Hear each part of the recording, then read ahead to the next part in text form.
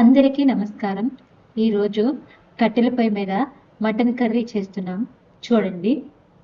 First నేను oil వేసుకున్నాను.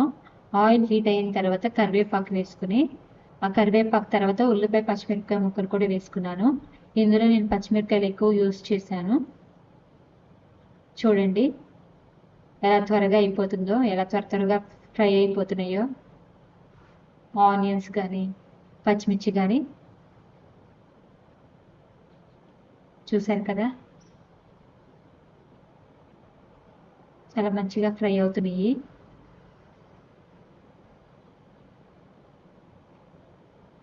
ఈ కొంచెం ఫ్రై అయిన తర్వాత అల్లం వెల్లుల్లి పేస్ట్ వేసుకున్నాను. నేను 3 స్పూన్లు వేసుకున్నాను. 2 కేజీలు మటన్ కదా, అందుకే 3 స్పూన్స్ అల్లం వెల్లుల్లి పేస్ట్ వేసుకున్నాను. కొంచెం పసుపు వేసుకున్నాను. అల్లం వెల్లుల్లి పేస్ట్ పచ్చివాసన పోయిన తర్వాత పసుపు వేసుకున్నానండి. తర్వాత మటన్ కూడా వేసేసుకుంటున్నాను.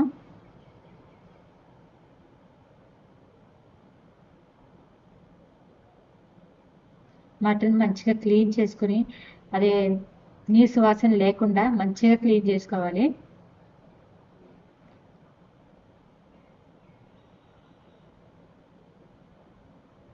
నేను ఉప్పేసి కడిగి మంచిగా క్లీన్ చేసుకున్నాను.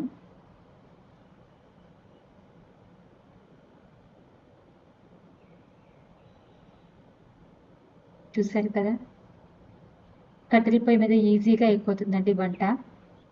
ఇది నీళ్లు పోయేంత వరకు ఇలాగే ఉడికించుకోవాలి. ఏమీ వేయకూడదు. మటన్లో వాటర్ ఉంటాయి కదా, ఆ వాటర్ ఎగిరిన తర్వాత ఉప్పు కారం వేసుకుందాము. చూసారా వాటర్ ఎలా బయటకు వస్తుందో మటన్ నుంచి.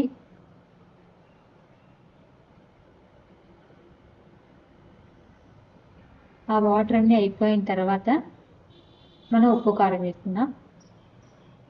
చూసారు కదా, కొంచెం ఆల్రెడీ కుక్ అయింది. ఇందులో ఇప్పుడు కారం వేసుకున్నాము.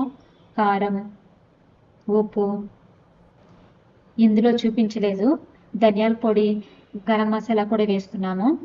ధనియాల పొడి, జీలకర్ర పొడి, గరం మసాలా వేసుకుని ఒక 5 మినిట్స్ తర్వాత ఆ వాటర్ కూడా పోసుకున్నాము. వాటర్ పోసుకుని ఉడికిన తర్వాత కొంచెం కొత్తిమీర వేసుకుని దింపేసుకోవడమే. ఈజీగా మటన్ కర్రీ రెడీ అయిపోతుంది. మీరు కూడా ఇలాగే ట్రై చేయండి.